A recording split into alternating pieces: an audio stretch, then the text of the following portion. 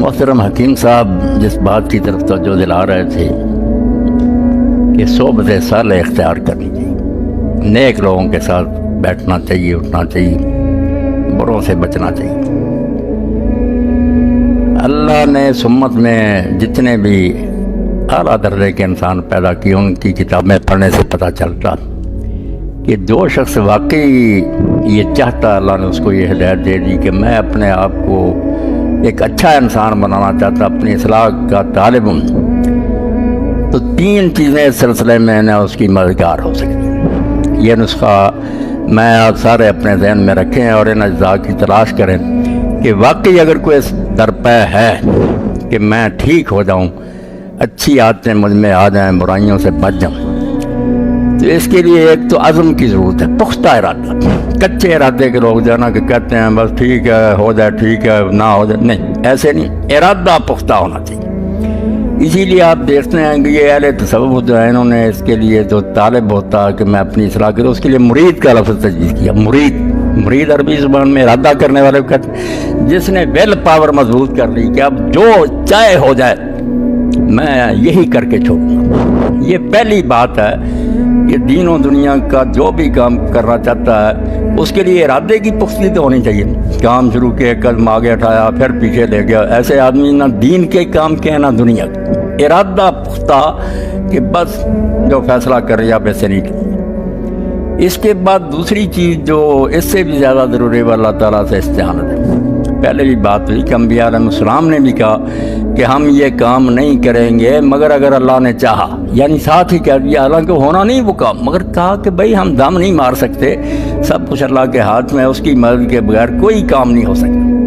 اسی لیے سورہ فاتحہ جس کو قرآن مجید کا خلاصہ کہا، تو ابن کثیر کہتے ہیں کہ بعض سلف کہتے تھے کہ سورہ فاتحہ کا خلاصہ پھر ایاک نعبد و ایاک نستعین، اس کا بھی خلاصہ جو ہے نا سورت کا یہ جملہ ہے، ایاک نعبد، یہ اپنی طرف سے ارادہ ہے کہ اللہ ہم صرف اب تیری بندگی کریں گے، تیرا حکم مانیں گے اور کسی کی نہیں مانیں گے۔ مگر اس ساتھ پھر آ گیا کہ ہے ضرورت اتنی، یہ کوئی آسان بات ہی، عمر پر کی بات ہے، راستے میں اتنی رکاوٹیں ہیں، معاشرے کا دباؤ ہے، نفسانی خواہشات ہیں، شیطان ہے، جنگل بھرا ہوا کانٹوں سے، تو ساتھ ہی چیخ اٹھا وہی آ کر استعین، ہم تجھ سے ہی مدد کے طالب ہیں، یہ دشوار سفر اور یہ مشکل راستہ جو ہے تیری مدد کے بغیر طے نہیں ہوگا۔ تو اللہ سے مدد مانگتا رہے دل سے، ورنہ اللہ تعالیٰ فرماتے ہیں میں ایک لمحہ کے لیے ساتھ چھوڑ دوں نا، اسی وقت شیطان تمہیں گرا دے، تم نہیں اس کا مقابلہ کر سکتے، میری حفاظت جو ہے اس کے بغیر ایک قدم بھی تم نہیں اٹھا سکتے۔ اسی لیے اللہ کے رسول علیہ السلام جن سے کوئی اعلیٰ اور برتر نہیں، بار بار کہتے تھے یا مقلب القلوب ثبت قلبی علی دینک، اے دلوں کو بدل دینے والے میرے دل کو اپنے دین پر جمائے رکھنا۔ تو لوگ کہتے تھے آپ بھی خطرہ محسوس کرتے، فرمایا ہر شخص خطرے میں، ابھی اللہ ہاتھ پیچھے سے ہٹا لے برباد ہو جائے۔ تو اللہ کی مدد، یہاں ایک نقطہ جو ہے وہ بیان کے قابل ہے کہ ہم اکیلے بھی نماز پڑھتے ہیں نا، تو ایاک نعبد و ایاک نستعین کہتے ہیں، اہدنا الصراط الجمع کے سیغے بولتے ہیں کہ ہم عبادت کر رہے ہیں، ہم پڑھتا تو ایک آدمی، مگر وہ یہ کہتا۔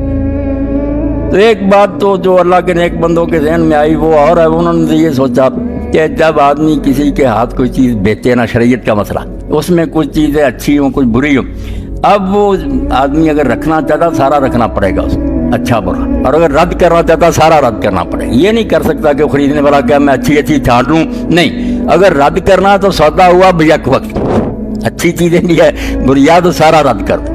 تو کہتے ہیں جب ہم کہا نا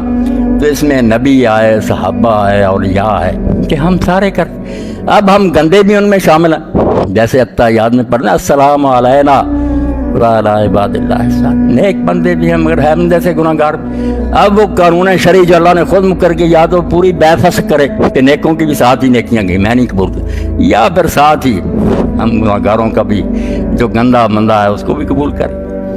اور ایک بات جو شیخ ابن عربی رحمۃ اللہ علیہ نے فرمائی کہ اصل میں جب آدمی تنہا نماز پڑھتا ہے نا، سوچنے کی بات دل میں بٹھایا کریں یہ نقطے کہ اس وقت وہ تنہا ہوتا ہے بے شک پرسن کے لحاظ سے، مگر وہ تنہا نہیں پڑھتا، امام اس کا ہوتا قلب، جو پڑھ رہا نا امام جماعت کرا وہ دل ہے، دل اللہ کی طرف متوجہ ہوتا ہے، ورنہ نماز کوئی نماز نہیں، حضور قلب امام وہ ہے، اور باقی اعضاء جو ہے نا سر سے پاؤں تک اس کا رواں وہ سارے اس کی اطاعت میں لگے ہوئے، کہتا ہے یا کرنا ہمیں بات کرتے ہیں، میرے کان تیری بات کر رہے ہیں، میں نہیں سنوں گا سوائے اس کے جو تو پسند کر، میری آنکھیں، یعنی سر سے پاؤں تک وہ پیچھے کھڑے ہیں دل کے، کہ ہمارا دل جو امام ہو تیری طرف متوجہ، ہم سارے اس کے مقتدی۔ اور یہی وہ کہتے کہ آپ سوچو اگر یہ حال نہیں کہ تم ادھر دیکھ رہے ادھر دیکھ رہے ساری تو جھوٹ بول رہے، کہاں ہے تمہارے آدھا اللہ کی بات کر رہے؟ اور اگر واقعی ایسی نماز نصیب ہو جائے تو پھر یہی ہے کہ دل کہتا میں اکیلا نہیں پڑھ رہا، ہم سب پڑھ رہے ہیں، سر سے پاؤں تک میرا نا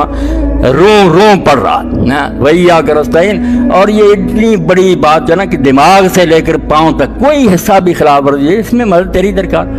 اور تیسری بات وہی ہے جو حکیم صاحب نے فرمائی، واقعی صحبت صالح جو ہے نا، ایک کمزور مسافر بھی طاقتور مسافروں کے ساتھ چل سکتا ہے، وہ لیتے چلتے ہیں حاصلہ دیتی ہوئی، ورنہ بڑے بڑے بہادر بھی دل چھوڑ کر بیٹھ جاتے ہیں۔ قافلہ ہو، ساتھی ہوں، اچھے ہوں تو آدمی بدل بھی ہونا چاہے، کبھی وہ تھک ہار بھی جائے تو وہ اس کو کوئی نہ کوئی سہارا دے کر ہمت افزائی کر کے ساتھ لے جاتے ہیں۔ اسی کو سادی کہتے ہیں نا، صحبت صالح ترا صالح کو، نیکوں کے ساتھ بیٹھے گا تو تجھے نیک بنا دے گی وہ صحبت تالے ترا تالے کو۔ بروں کے پاس ایک ولی بھی بیٹھنا شروع کر دے گا، بے دین ہو جائے۔ کسی دن دیکھیں گے لوگ شراب پینے لگا، زنا کرنے لگا، نیکی چھوٹ گئی، تو یہ صحبت بہت بڑی بات ہے۔ یہ پختہ ارادہ، اللہ سے مدد اور اچھے ساتھی تلاش کرو، یہ اس کے لیے بڑے مددگار ہیں۔ جب موقع ملے اچھے لوگوں کے پاس جائے، اور اگر کوئی اچھے ساتھی نہ نصیب ہوں تو یہ بھی اللہ کا انعام ہے کہ قلم اس نے ایجاد کر دی، قلم سے نیک لوگ حالات لکھ گئے، وہ ایسی چیزیں لکھ گئے کہ اگر آج کوئی مرشد اور عالم نہ بھی ملے، آدمی وہ اچھی کتابیں ان کو اپنا بنا لے، ہمدم اور ہم مونس تنہائی میں پڑھے، آپ یقین جانے جیسے عالم سب بیٹھا سمجھا رہا ہے اس طرح کی کتابیں، جیسے شادی کا شاید حوالہ دے رہے تھے حکیم صاحب، ایسے موتی وہ پروگ ہے کہ آدمی ایسے محسوس کر رہا کہ کوئی مرشد سامنے بیٹھا ہدایتیں دے رہا۔ تو یہ صحبت جو ہے بہت اثر ہے، اور جو برے لوگوں کے پاس بیٹھتے ہیں خراب ہو جاتے ہیں۔ اب قرآن مجید سے مثال لی شادی رحمۃ اللہ علیہ کہ اصحاب الکہف کا کتا ہے تو کتا ہی حرام جانور، مگر اللہ نے عزت کے ساتھ اس کا ذکر کیا، اصحاب کہف کے ساتھ ہے، کل وہ ہم بات سے تو نظر آیا ہے بالکل، وہ سوئے پڑے تھے، ان کا کتا غار کے دروازے پر پاؤں پھیلائے بیٹھا ہوا، کتے کا ذکر کیا اللہ۔ تو کہتے ہیں دیکھا سگے اصحاب کہف روز چند بے نیکاں گرفت مرد و شد، تو انہیں دیکھا کہ کتے نے چند دن نیک لوگوں کے پاؤں پکڑے، ان کے پیچھے چلا، وہ کیسا معزز ہو گیا، قرآن نے اس کا تذکرہ کیا۔ تیسرے نوح با بزاں بنشست، پیغمبر کا بیٹا تھا نوح علیہ السلام کا، بڑوں کے پاس بیٹھنے لگا، خاندان نبوت گم شد، نبوت کا خاندان ہی گم ہو گیا، وہ اللہ نے کہہ دیا یعنی نبی کا بیٹا۔ اس لیے صحبت جو ہے واقعی بہت بڑی بات ہے کہ آدمی برے ساتھیوں سے بچے۔ قرآن پاک نے بآواز بلند کہا کہ جہاں دین کی توہین ہو رہی ہو، ٹھٹھا اڑ، ایسے لوگوں کے ساتھ نہ بیٹھو، بے شک وہ دانشور ہوں، کانفرنس نہ جاؤ اس مجلس، یا رد کرو ورنہ اٹھ کر چلے آؤ۔ اگر بے بسی ہے ایسے بے ایمانوں کے پاس بیٹھ کر بے غیرت بننا کہ وہ اللہ رسول کا مذاق اڑا رہا ہے، آپ بھی وہاں بیٹھے ہوئے۔